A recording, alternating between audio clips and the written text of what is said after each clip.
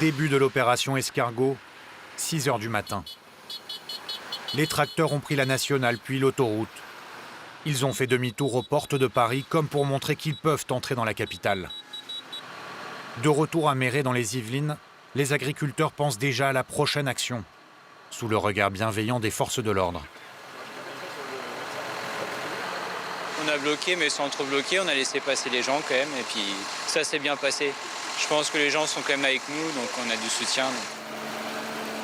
Les agriculteurs du coin doivent se relayer pour les blocages, car il faut bien retourner au champ.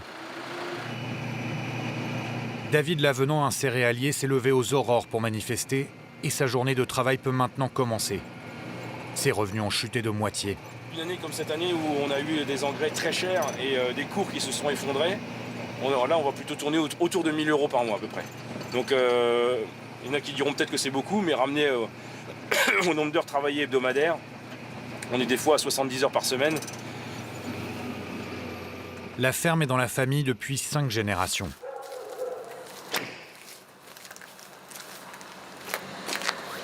Moi, clairement, j'ai fait une promesse à mon grand-père quand il est décédé. J'ai dit je continuerai à la ferme tant que je pourrai. J'ai bon espoir qu'un de mes enfants la continue derrière. C'est pas forcément gagné parce que vu le contexte.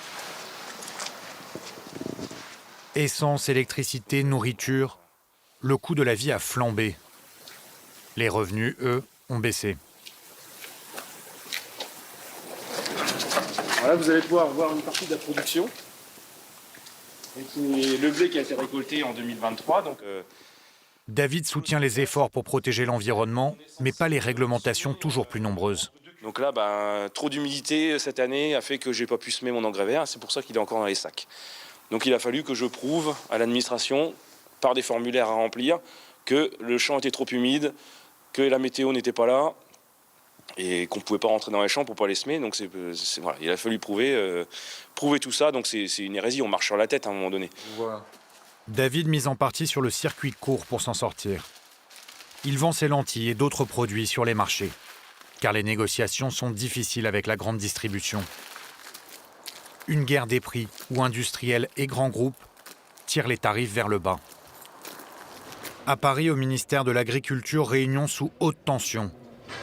Dominique Chargé préside une organisation qui représente les coopératives du pays, soit environ 300 000 agriculteurs.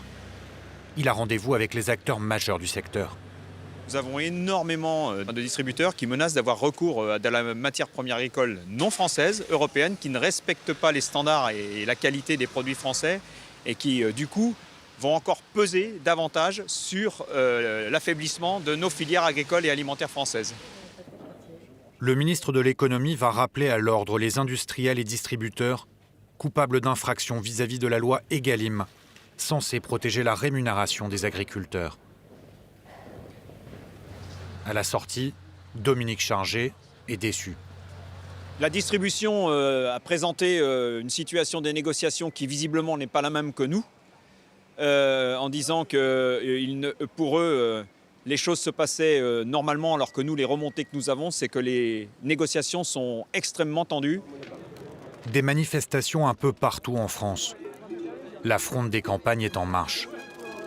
Certains ont même fait un long trajet en bus de nuit pour exprimer leur colère à Bruxelles. Ils voudraient les mêmes normes dans tous les pays européens pour éviter une concurrence déloyale.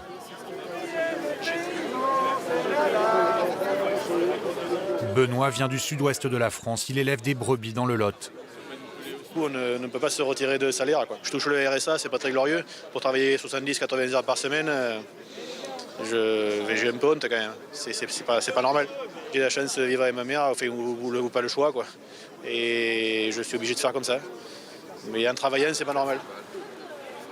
Sur place, quelques députés du Rassemblement national et Marion Maréchal. L'extrême droite veut séduire les agriculteurs. Les partis populistes attisent les braises et pointent du doigt les institutions européennes. Devant le Parlement, un cordon de sécurité empêche des manifestants d'approcher. Un groupe croise une députée Renaissance, le parti du président Emmanuel Macron. c'est pas la peine d'essayer de trouver des coupables. Ce qu'on veut, c'est trouver des solutions.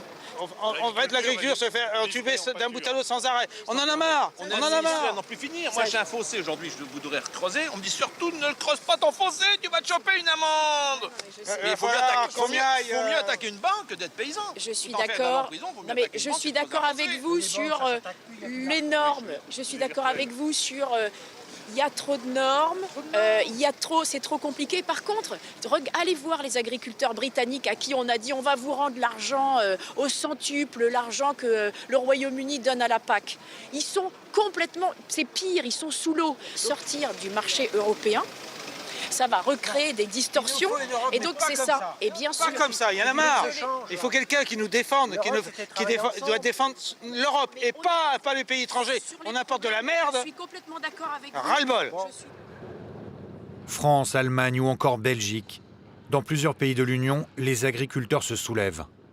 À quelques mois des élections européennes, les sondages annoncent une percée des partis populistes et nationalistes.